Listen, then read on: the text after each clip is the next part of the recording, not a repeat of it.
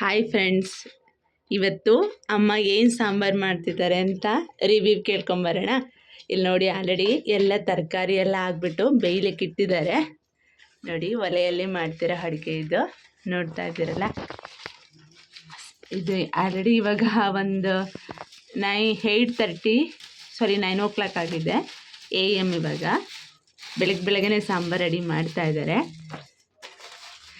ಹೇಳವ, ಏನೇನು ಹಾಕಿದ್ದೆ ಸರ್? ಹಾಂ, ಹೇಳಿ, ಕೇಳ್ಕೊಳ್ಳಿ ಏನೇನು ಹಾಕಿದ್ದಾರೆ. ಹಾಂ, ಕುತ್ಕೊಂಡು ಕಾಳು, ಕಡಲೆಕಾಳು, ನುಗ್ಗೆಕಾಯಿ, ಟೊಮೆಟೆ ಹಣ್ಣು, ಗೋರಿಕಾಯಿ, ಗೋರಿ ಚೊಟ್ಟು, ಆಮೇಲೆ ಬೀನ್ಸ್ ಚೊಟ್ಟು, ಆಮೇಲೆ ಕೆಂಪು ಮೂಲಂಗಿ, ಬಿಳ ಮೂಲಂಗಿ. ತಡಿ, ಕೆಂಪು ಮೂಲಂಗಿ ಆದ್ರೆ ಕನ್ಫ್ಯೂಷನ್ ಆಗ್ತಾರೆ ಅವ್ರಿಗೆ. ಕ್ಯಾರೆಟ್ ಅಂತ ಹೇಳ್ಬೇಕು.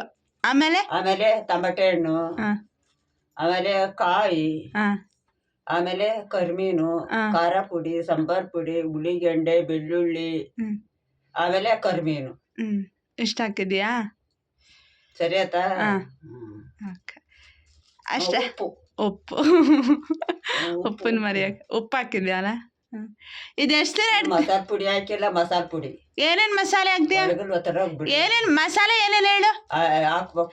ಏನೇನ್ ಮಸಾಲೆ ಏನೇನು ಸಾಮಾನು? ಮಸಾಲೆ ಬಂದು ಗರಂ ಮಸಾಲೆ ಹಾಕ್ತಾರೆ ಅವರು. ನಾವು 3 ದಿನ ಇಟ್ಕೋತಾರಂತ ಅದನ್ನ. ಆಕ್ಚುಲಿ ಅದು ದೊಡ್ಡ ಪಾತ್ರೆಯಲ್ಲಿ ಮಾಡಿದ್ದಾರೆ. ನೋಡಿಲಿ, ಮೀನೆಲ್ಲ ರೆಡಿ ಮಾಡ್ಕೊಂಡಿದ್ದಾರೆ, ಉರಿತಾರೆ ಇವಾಗ.